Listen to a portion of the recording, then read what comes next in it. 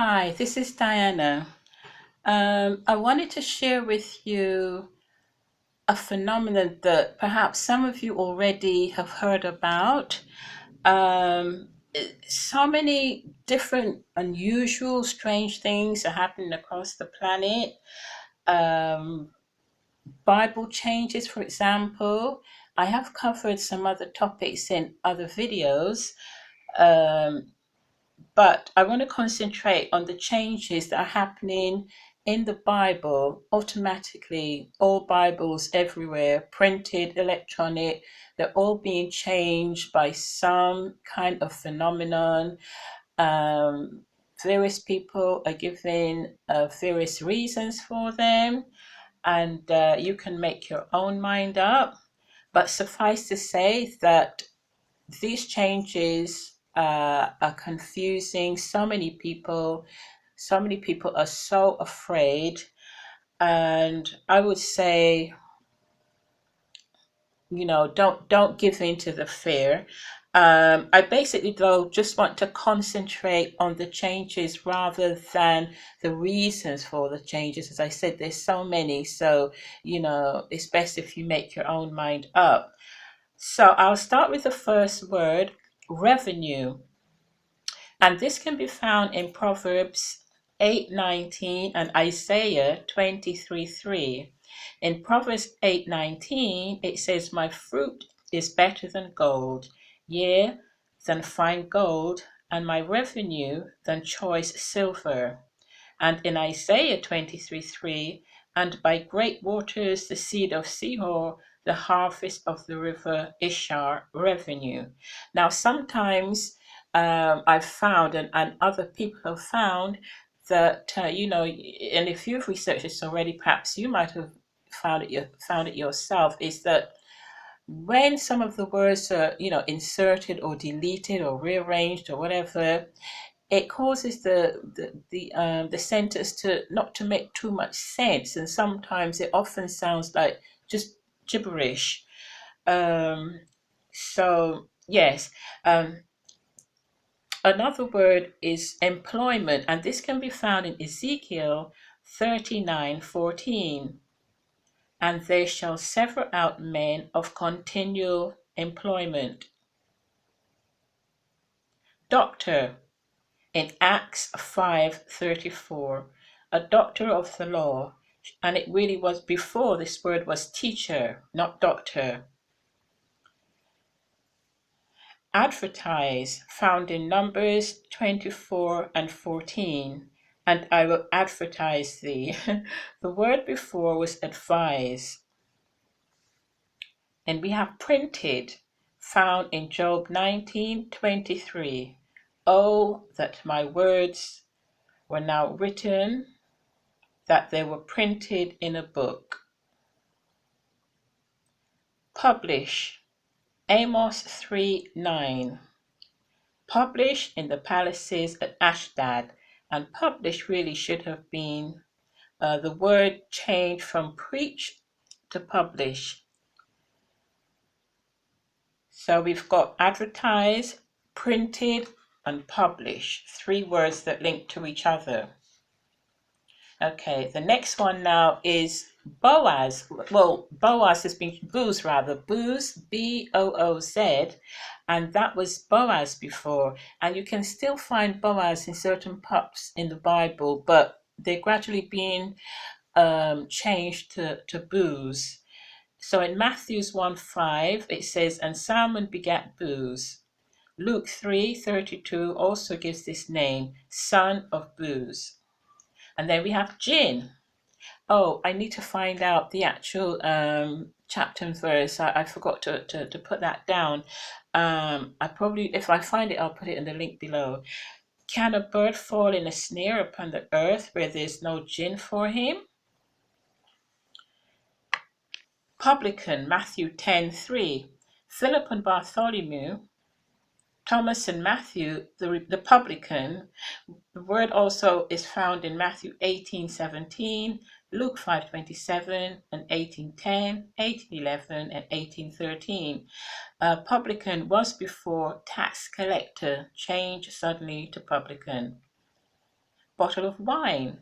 2 Samuel 16, and 100 summer fruits and a bottle of wine. Bottle was before wineskins, but you can't find wineskins in the King James Version of the Bible anymore. So here again, we have a collection of words like items, that can be found really in a pub. Booze, gin, publican, bottle of wine. So, I wonder what that is really leading up to. The next one is furniture, found in Exodus 31:7, 31:8, and 31:9. And the verse goes, all the furniture of the tabernacle. Lad, a very kind of modern colloquialism, found in Genesis 21:17, and it's found in a few other places. And God hearing the voice of the lad, which really should be child. Um, and you can also find this, I think, yes, in verse Genesis 19 and 20 as well. Suburbs. Now, suburbs is kind of scattered and sprinkled across the Bible now in so many occasions, 115 times at least to date in the King James Version, in Leviticus 25:34, but in the field of the suburbs of their cities. And you can also find it in Numbers 35:2, Numbers 35:3, and Numbers 35:4. But as I said, there are too many really to mention, well over 100. Now, one of the most striking ones to me that I found, believe it or not, is frying pan and oven. Now these have automatically replaced the words cauldron and furnace. Leviticus 7:9, and all the meat offering that is baken in the oven, and all that is dressed in the frying pan. Wow, my goodness. Okay, dung and piss, Isaiah 36:12. But Rabshakeh said, that they may eat their own dung and drink their own piss with you. Now, piss was urine, and piss is also found, across the Bible in other books and chapters. Now, here's another one that's kind of quite modern, and we hear it in England quite regularly: bloody husband. And it can be found in Exodus 4:25 and 4:26. And 4:25 it says, surely thou art a bloody husband to me. And in 4:26, a bloody husband thou art. Wow. The next one is gender strifes, found in 2 Timothy 2:23. But foolish and unlearned questions avoid knowing that they do gender strifes. And it really was, the word before was generate strifes. Suddenly it's gender strifes. Dukes and butlers, now inserted instead of chiefs, and cupbearers. Dukes can be found in many verses, such as Genesis 39:29, 26:30, 36:40, 37:2, and so on. This is still all Genesis, by the way. And butler in Genesis 40, verse 1. And it came to pass after these things that the butler of the king of Egypt, as I said, butler really should have been cupbearer. Next we have Italian band. Oh yes, Acts 10:1. There was a certain man in Caesarea called Cornelius, a centurion of the band called the Italian band. Band should be regiment. And Italian, the word Italian wasn't even there before. So you see, you've got, an insertion of a completely new word that was never there. But as I said, this happens. This is going on, in the Bible. Now, I think I'll finish for the moment with the names Chloe and Lois. I think these two kind of surprised me as much as frying pan and oven did. I mean, these are the names of two women, two ladies, that's associated with Superman, the Superman series, where in his hometown of Smallville. This is where they grew up. And Chloe can be found in 1 Corinthians 11, the house of Chloe.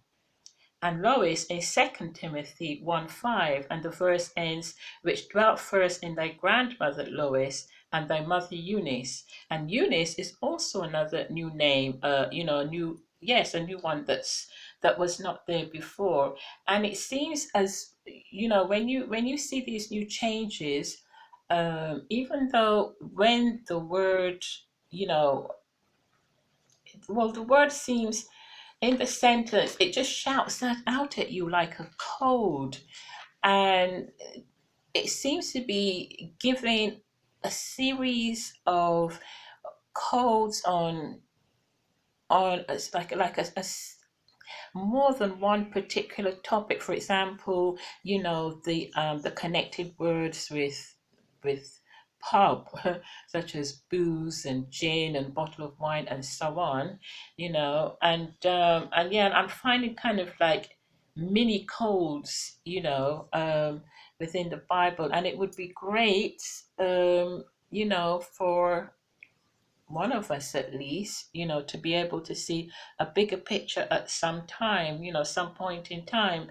But I think I will leave it here. As I said, there's so many, but at least I hope that I've mentioned enough to get you curious enough to do more research for yourself. So this is Diana saying thank you very much for listening.